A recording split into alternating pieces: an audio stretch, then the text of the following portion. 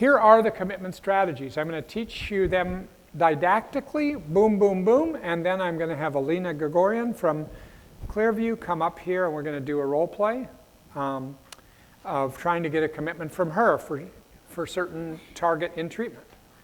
So I want you to see what these are so you can see them in action. Pros and cons. What are the pros and cons of committing to give up this behavior or to do this particular thing in treatment? What are the pros and cons? And so you want to get the, I usually do the cons first, which means I want to hear the advantages of continuing to cut. I want to hear them so well that actually, if I were in their shoes, I also would cut. That's my standard. I don't want to shift over to looking at the disadvantages of cutting until I get it from the inside, almost to where I feel like, no wonder you cut. Now I get it. It does so much for you and you have so little other alternatives. Of course you cut. I would cut too if I was in that exact situation. If I get to that point, I know it's a good place. And then I shift over saying, are there any disadvantages to cutting? And then you hear more than if you start out there. Then once they get that you would cut too, they say, yeah, well, I don't like having scars. Or I know that my new boyfriend doesn't want me to cut, and I don't want to tell him, I don't want to lie to him. Everybody just thinks I should stop cutting. Blah, blah, blah, all these things. Okay? Freedom to choose in absence of alternatives. This means I keep conveying to the patient that you are making your own choice for this treatment and these parts of this treatment. You're not being made to do it. That's just a very important position to be in. You don't want to be in the position of dragging somebody to do DBT. If they want to be out, challenge them, talk to them, understand it, validate it, but let them out if they want to be out. You only go so far of making people do it. So with any of these things, you want to make sure there's a freedom to choose. The absence of alternatives, Linehan put that in there just because in a lot of cases, there actually aren't many alternatives by this point for that patient. They've been through treatments. They've been through a lot. Things are going down in their life. They really don't have many alternatives, but you're treating them as if they completely have the freedom to choose.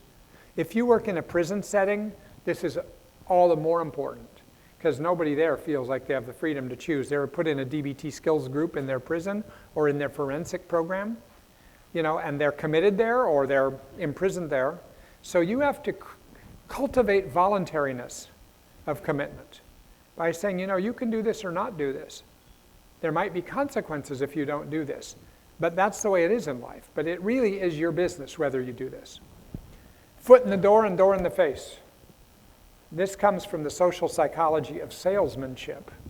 Encyclopedia salesman, car salesman.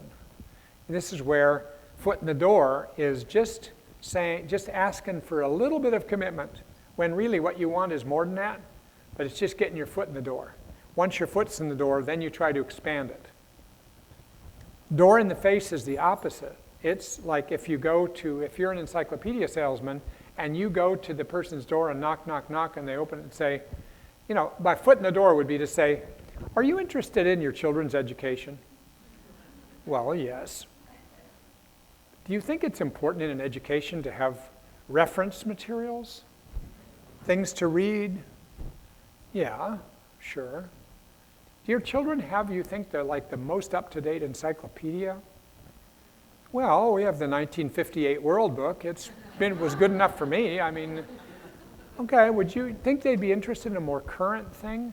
Well, I suppose that's a good idea. Foot in the door, foot in the door. Build, build, build, towards the $100,000 long-term commitment to the Encyclopedia Britannica forever. And then door in the face is knock, knock, knock, and they open the door and you say, how would you like to pay $100,000 for an Encyclopedia Britannica for your child? Door in the face. You're asking for the moon. How would you like to give up cutting for a year, even though you cut several times a day, every day of your life? Door in the face, right? Foot in the door. Do you think there's any advantage to giving up cutting? That's foot in the door.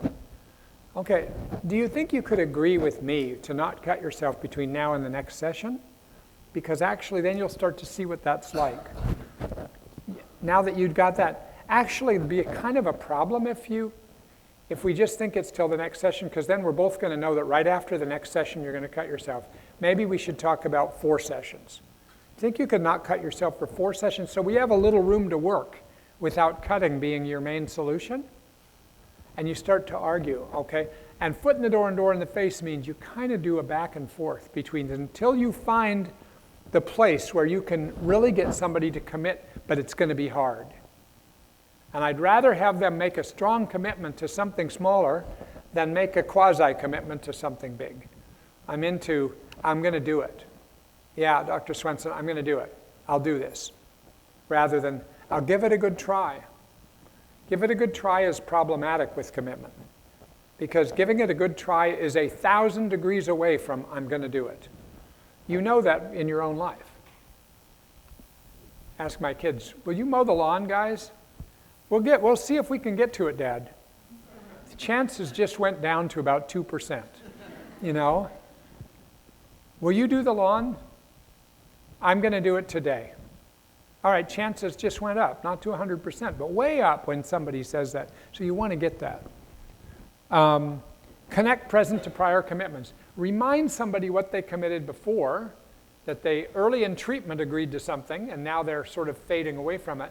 Bring them back to that, or things they've committed to in their life earlier, different behaviors that were really hard. Have you ever done anything hard in your life? Devil's advocate. If somebody commits, says, okay, I'll do it, and you're not so sure they're really thinking about how hard it's going to be, you might jump ship on the other side and say, well, let me just ask you this. Why would you ever do this? This is going to be the hardest thing you've ever done in your life. And you're hoping what comes back, if you're tactfully good, they come back and say, because I have to, because I have no other choice now, because my life is so bad. Say, okay, hang on to that. That's good. You've just strengthened at least their verbal statement of commitment. And cheerleading is really cheerleading that they have the capability to commit, even if they're sort of shaky about it.